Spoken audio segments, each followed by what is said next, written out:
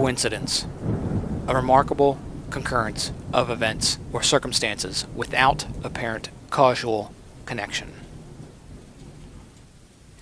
This definition is key for you to understand my work. This is an excuse that the opposition attempt to use to justify what you're seeing when you view my work. They fail when you understand the broader picture that I'm talking about.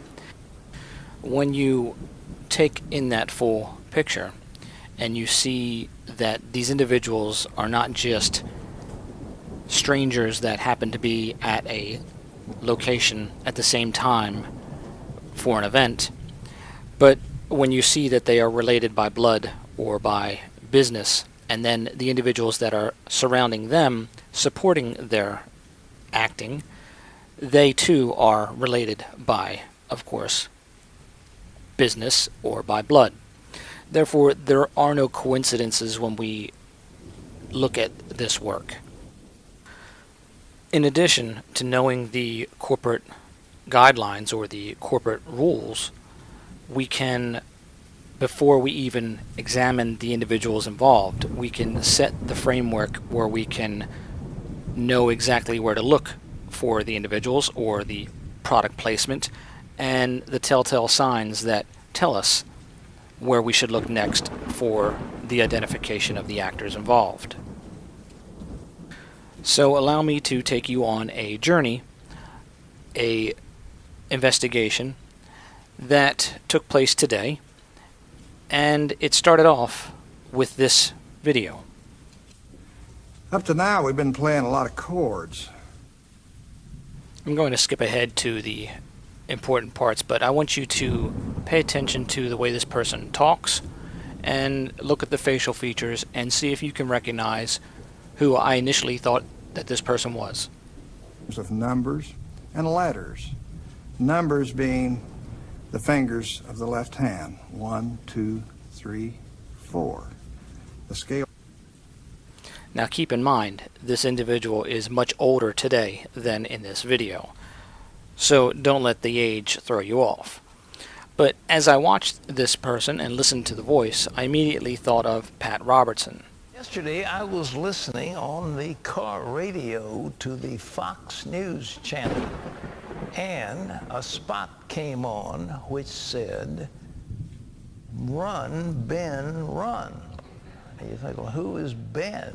Well, they say, let's get petitions to talk Dr. Ben Carson into running for president.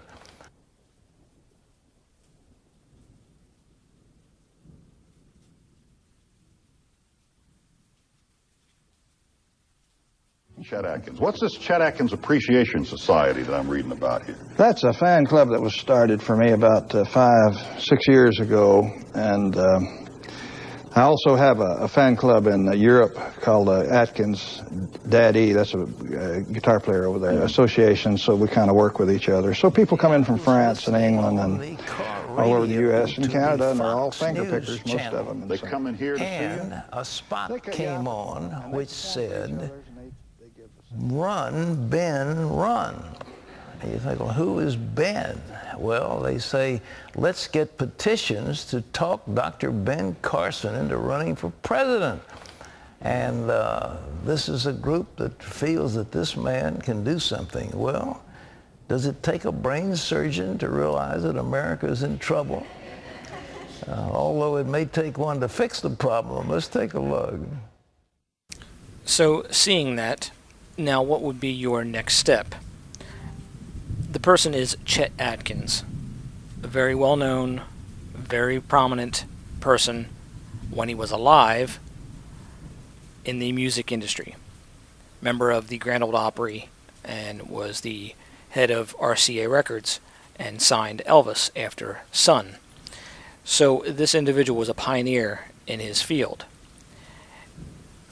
So step one will be to do the ear analysis to verify that we are looking at the same person.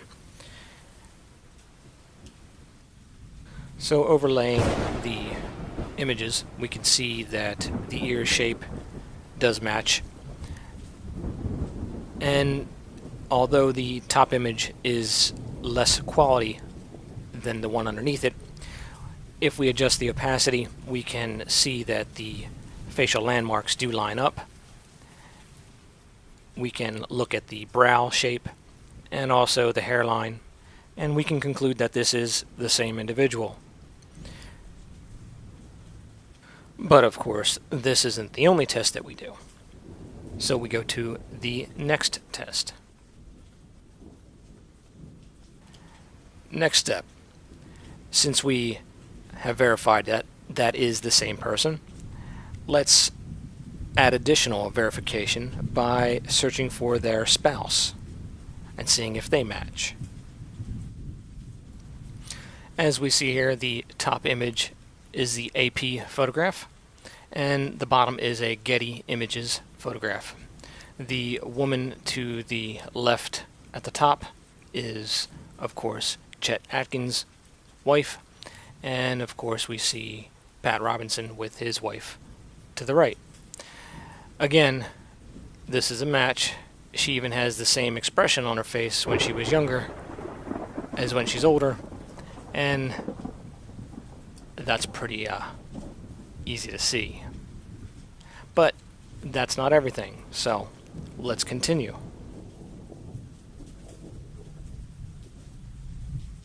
So at this point, you have a definite match. But we can take it even further. If you apply the rules, the corporate guidelines that I gave you in the previous video, you can look for associates. And since you know that this individual is fake, that means that all the productions on his Christian broadcast network are going to be scripted out fake events. Now, in order to do that, what have I taught you in the past?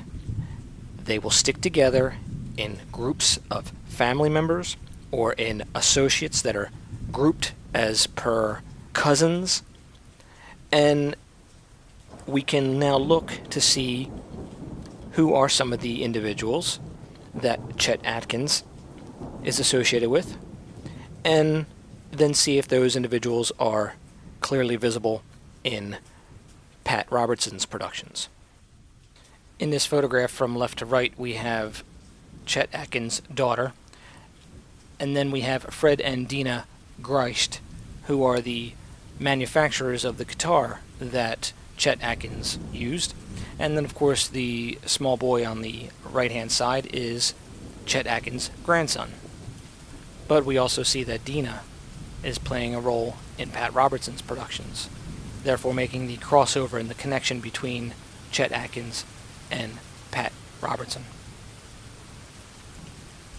One of the biggest associates of Chet would be Tommy Emmanuel. Get it? Emmanuel, the biblical name. So we know that he is a associate, and let's see if we can find him in some of Pat Robertson's productions. After spending some time examining his ears and comparing them to Chet's, I do believe that they are closely related, as in brothers. And here we have yet another individual that we see at Tommy Emmanuel's award ceremony, also plays a role in Pat Robertson's productions. So now that we've validated the fact that Chet Atkins is Pat Robertson, and we see that Chet's associate, Tommy Emmanuel, is playing a role also in Pat Robertson's productions, let's look to see if he has any additional associates around him that also cross over into Pat Robertson's productions. Now we have Tommy getting an award from an Australian ambassador, and it just so happens that ambassador looks a lot like Terry Jeffries. This image is over 6 years old, so there was plenty of time for him to change his appearance. But this last one was a shocker. It completely caught me off guard. The individuals that are surrounding Chet, Pat Robertson, of course, are very big-named individuals, but they're also all dead. So they're using disguise to of course, hide that fact. This one here was the big one. Now I encourage you to continue to expose the individuals around Pat Robertson, who you know now is Chet Atkins. The individuals that are in the Hall of Fame, the Music Hall of Fame, such as the Grand Ole Opry, the Country and Western Hall of Fame, Rockabilly Hall of Fame, the Rock and Roll Hall of Fame, Country and Western Hall of Fame, those Hall of Famers have very unique faces. They have very iconic characters that they've played in history. So when you identify someone as Chet Atkins and you see the individuals around him are, of course, other musicians, it becomes very easy to pick them out and find out who they are. Understand that the Christian Broadcast Network takes in almost $500 million a year in donations. That's a lot of funds to fuel their campaigns. Now, this next bit of information is my opinion only. It comes from looking at the overall types of campaigns this Christian Broadcast Network pushes and the particular vocabulary that they're using when it comes to this ISIS situation. It is my opinion that these are the people that are producing these ISIS videos. The reason being, of course, they are so-called Christian, and of course the ISIS and the Muslim Brotherhood are, of course, Muslim.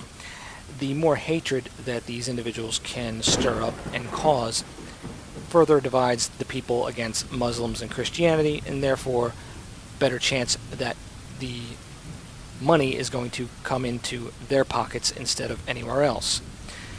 People that are donating to this Christian Broadcast Network are doing so with the understanding and the belief that they are giving to a just non-profit. I strongly encourage you to look at this corporation and question whether or not you should continue funding and supporting it. Understand that the information that you're getting today comes from my personal investigations. The support that I get from my fans through the memberships at wellaware1.com are how we fund this type of production. 100% of that support goes straight into these productions and pays for our bills, our website, and all the other expenses that come with investigating these corrupt individuals. So again, I encourage you to become a member at WellAware 1, and you will get information like this first.